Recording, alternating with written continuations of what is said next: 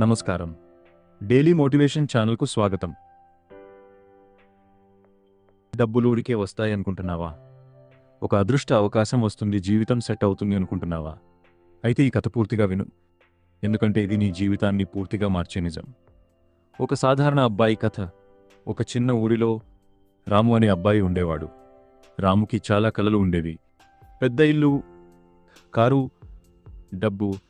కానీ ఒక పెద్ద సమస్య ఉంది. అతనికి పని చేయాలనే ఆసక్తి లేదు.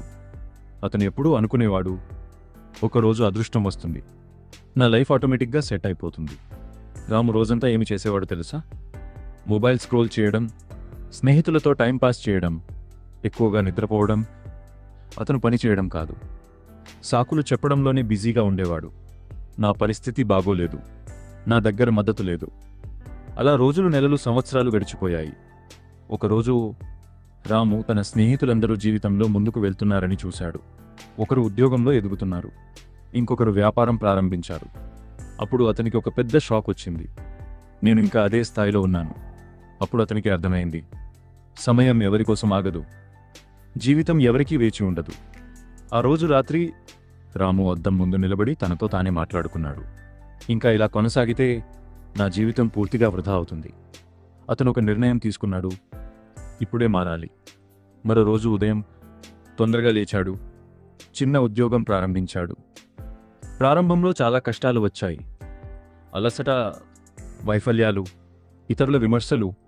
నువ్వు చేయలేవు, ఇది నీ వల్ల కాదు. కానీ ఈసారి రాము ఆగలేదు.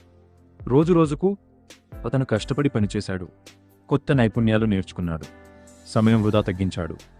నెమ్మదిగా అతని జీవితంలో మార్పు ప్రారంభమైంది. చిన్న ఆదాయం వచ్చింది, ఆత్మవిశ్వాసం పెరిగింది, గౌరవం పెరిగింది. కొన్ని సంవత్సరాల తర్వాత అదే రాము విజయవంతమైన వ్యక్తి అయ్యాడు.